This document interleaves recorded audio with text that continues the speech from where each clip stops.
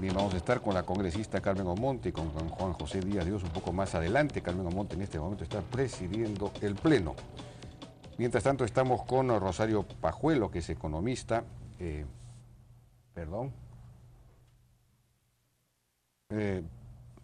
es postulante a consejera regional. Tenemos el tema de este concurso que ha habido para los consejeros regionales, para el nombramiento de 17 consejeros regionales en el mundo, organizado por el MINCETUR, por PROMPERÚ. Y se presentaron más de 200, 300 personas. Rosario Pajuelo quedó en el primer lugar en la evaluación y el señor Pedro Guevara quedó en el puesto número 9, con ellos estamos acá, y sin embargo al final no fueron seleccionados. Entonces, claro, la pregunta es, ¿hay o no hay meritocracia en el Ministerio de Comercio Exterior? Bueno, estamos con ellos dos en este momento. Pedro Guevara, buenas noches.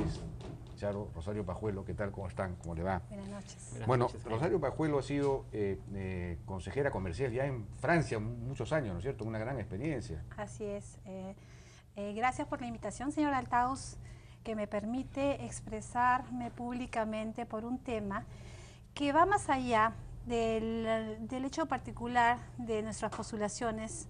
Yo competí en un concurso público de méritos y quedé en el primer lugar. La satisfacción que me llevo a regresar luego al extranjero donde habito es que probé en la cancha mis cualidades profesionales, ¿no?, académicas. Sin embargo, aquí la discusión va más allá porque pone en tela de juicio si existe hoy en día en el sector público, en la carrera administrativa, la tan llamada meritocracia, que es lo que todos esperamos, que no es otra cosa que el acceso a la carrera pública a través de los méritos.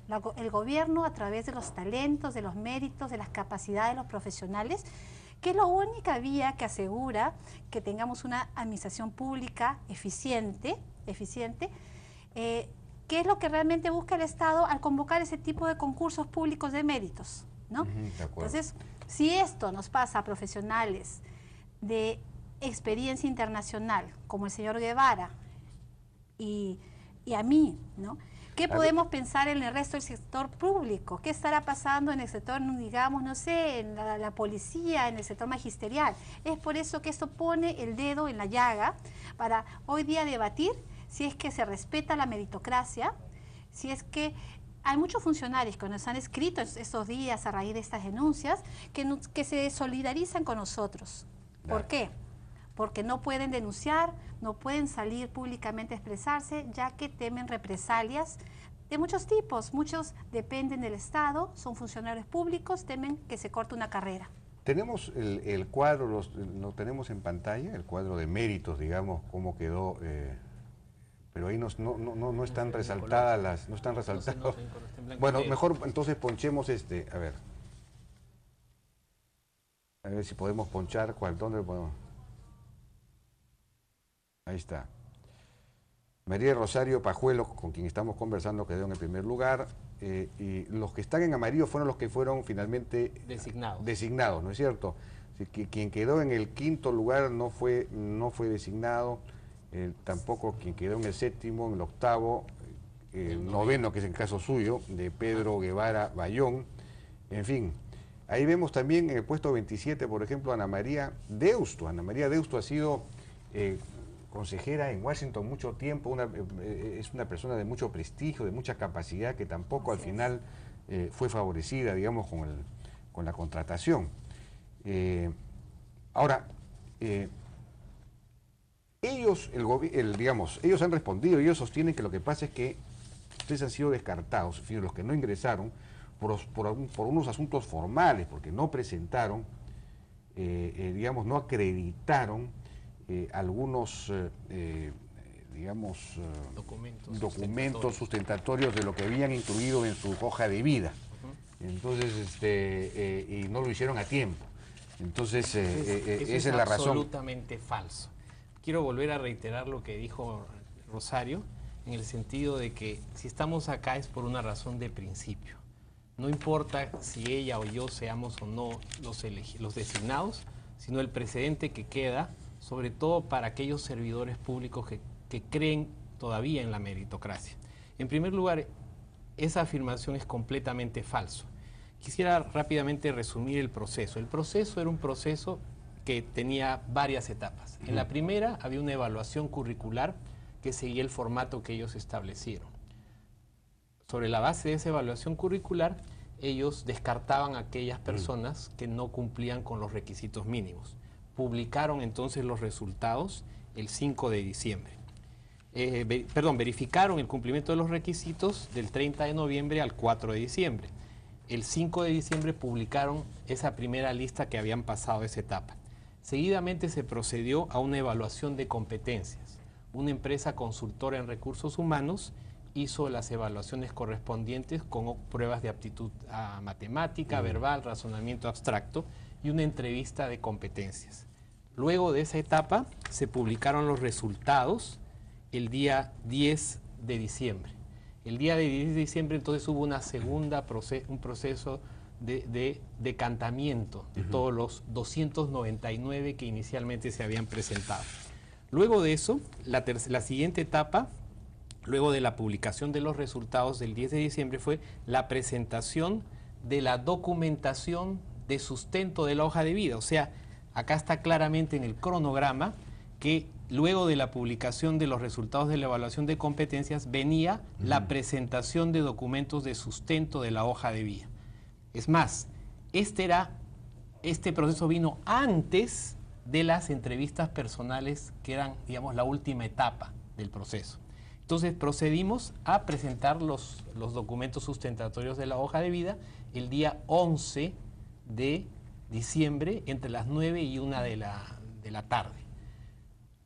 Las entrevistas, en mi caso, fueron el día siguiente, es decir, al 12. Es más, ellos sacaron una lista decantatoria de quienes habían pasado esta etapa de sustentar sus hojas de vida para pasar a la entrevista final. Y eso es lógico, ¿no? Porque justamente si van a ir personas a la entrevista final, ellos de alguna manera han verificado previamente si es que estas personas cumplen con lo que habían manifestado en sus hojas de vida. Luego se produce la entrevista final y finalmente la publicación de los resultados acumulados de todo lo que se había evaluado el día 17 de diciembre. Ese mismo día nos envían un correo electrónico algunas personas diciéndonos que teníamos que presentar los originales de los documentos sustentatorios de la hoja de vida y procedimos a hacer eso. Yo fui con mi cargamento de diplomas, soy graduado de la Universidad de Harvard, he sido docente de la Universidad de Harvard, he estudiado en el London School of Economics, economía, tengo una maestría, he estudiado economía en Londres, soy arquitecto peruano, tengo títulos en el Perú, tengo títulos en el extranjero, y con todo mi cargamento de esos documentos originales, un fedatario del ministerio le daba el visto bueno. En mi caso me dijeron, todo está conforme, no se preocupe, lo vamos a llamar. Finalmente, el día 31 de enero, la víspera del Año Nuevo, salió publicado en el Peruano la resolución ministerial con los designados.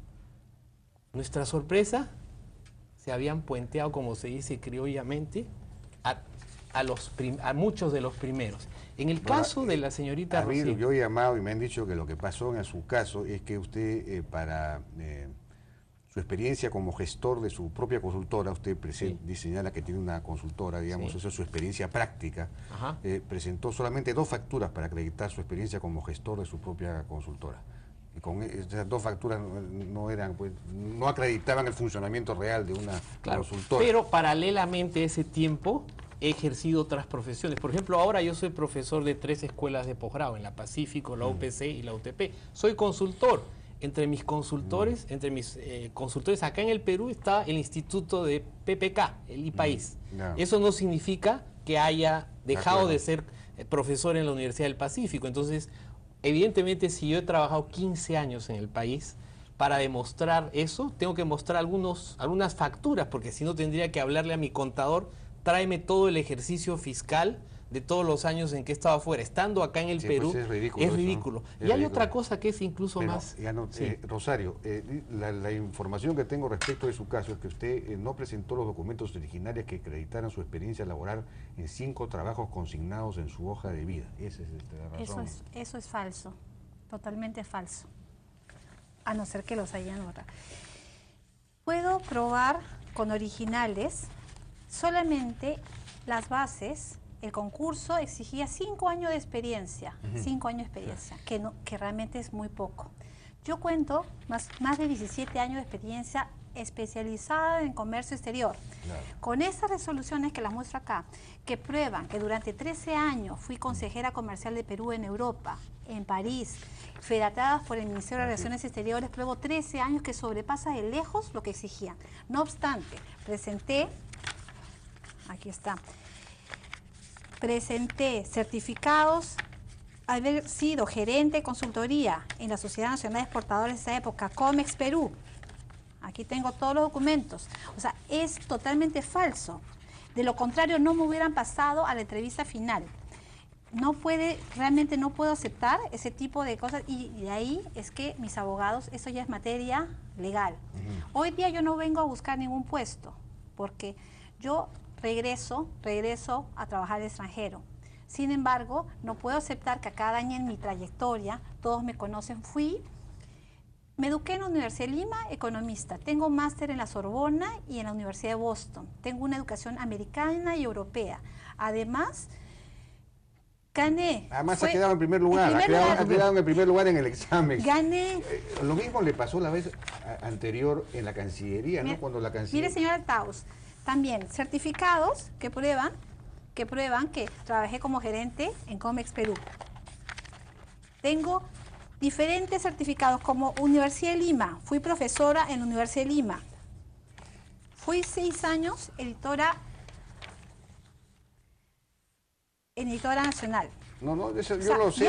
Yo le puedo mostrar las facturas. Y ¿sabe qué? Lo que me indigna es que nosotros nos avisaron con 2 días de anticipación y tuve que recorrer todos estos ministerios en una carrera contra el tiempo, a estas alturas de mi vida, con una trayectoria de tantos años, ir a pedir certificados originales a mis antiguos empleadores, como si hubiese sido una recién egresada. Aquí se están evaluando a profesionales, ejecutivos. El Estado hace una convocación para un concurso de méritos y normalmente se entiende que actúa de buena fe y trata de atraer a los mejores, ¿no? Atraer a los mejores, no solamente por sus papeles académicos, su experiencia sobre todo. Entonces, la experiencia lo pruebo. Me premiaron como el mejor funcionario público del año 2010, la Asociación de Exportadores. Traje logros a mi país. Me tumbé la patente de Sacha Inchi frente a poderes de los laboratorios europeos. Tuve diferentes logros que no puedo hoy día comprender cómo mi Estado rechaza mis servicios cuando otros países me buscan. Yo, si hoy día o hace unas semanas me hubiesen propuesto ir a trabajar de manera honoraria, lo hubiese hecho. Igualmente yo tengo mi vida, mi esposa en Estados Unidos, en Nueva York. He venido al Perú después de 15 años. ¿Cuál es la factura que he presentado yo? Greenberg Quinlan Rosner Research. ¿Qué cosa es Greenberg Quinlan Rosner Research? Es la más importante consultora política del mundo. ¿Qué campañas ha hecho Greenberg Quinlan Rosner Research? Nelson Mandela, Bill Clinton, Tony Blair, hasta Sánchez de Lozada lo ha sacado presidente. Asesora a las más grandes corporaciones del mundo, energéticas, mineras. No hay pie. Soy asesor de un hedge fund que maneja $5.000 millones. Entonces, la magnitud y la envergadura de los profesionales. Yo me siento a los pies de la que ha quedado primera. ¿Ustedes tienen alguna hipótesis o esto puede ser simplemente un exceso de formalismo, de falta de criterio, de una comisión muy burocrática que cumple al pie de la letra ciertas indicaciones? ¿O hay un asunto de tipo político, han nombrado a otras personas? Porque de todos modos los nombrados son todos los que quedaron entre los 27 primeros, ¿no? Por ejemplo, mire el caso del 28. Mire, inclusive hay una serie de contradicciones acá que despiertan suspicacias. Salió un comunicado el día 2 de enero, 3 de enero tengo entendido, de Mincetur, diciendo que 21 de los candidatos habían sido los únicos que habían presentado documentos sustentatorios de su hoja de vida. Lo cual, en mi caso, yo puedo mostrar que no es correcto. Pero asumiendo esa hipótesis, si hubieran quedado 21 y eran 29 los finalistas, habían 8, entre los cuales, según la hipótesis de ellos, estábamos nosotros. Bien, ¿cómo es que entró entonces el puesto 28? Porque si el 28 era el último de la cola, él hubiera quedado en el puesto 21 y habían 17 vacantes, es decir, de cualquier forma, si se respetaba el orden de mérito, el 28 debió de quedar fuera, porque había 17 puestos y había el número 28 se convertía en el 21, es decir, aquí otra vez se vuelve a violar el orden de mérito. Ya no tenemos más tiempo, pero realmente esto es un asunto preocupante. El Perú no puede darse el lujo de desperdiciar los escasos talentos que realmente tiene, personas con experiencia, en fin, con mucha capacidad, con muchos méritos, que ya además han pasado, por lo menos en el caso, yo recuerdo, Rosario Pajuelo ya pasó por lo mismo. La Cancillería hizo un proceso, una convocatoria hace un par de años, me parece, y quedó primera y no fue escogida. Una cosa increíble. Bueno, ya 2 veces ya, pues, francamente es como para compadecerse, Rosario. Bueno, lamentable realmente que no se tenga la capacidad de captar a los mejores talentos que tenemos. Bueno, 30 segundos. Yo creo que acá la salida es que, mil disculpas, sí, no la ministra rectifique. Hasta Nelson Mandela supo corregirse. Si alguien puede rectificarse, ella puede dejar un precedente que va a dejar una lección, no solamente para los otros ministros, para los otros funcionarios, sino que reconozca que acá han habido cosas incorrectas y eso va a dejar un precedente muy positivo. Y nosotros trabajaríamos gustosos para sacar adelante esta ministra, porque de por medio están los intereses del país. Ya no es el caso de Rosario Pajuelo, Pedro Guevara, sino los intereses del país para conquistar esos mercados, esos inversionistas que puedan generar fuentes de trabajo que beneficien justamente a los más pobres, los productores de quina o de kiwicha. Bien, muchísimas gracias a nuestros invitados. Está muy claro el mensaje y ojalá efectivamente esto ocurra, haya una rectificación en este tema. Nosotros vamos a una pausa y regresamos.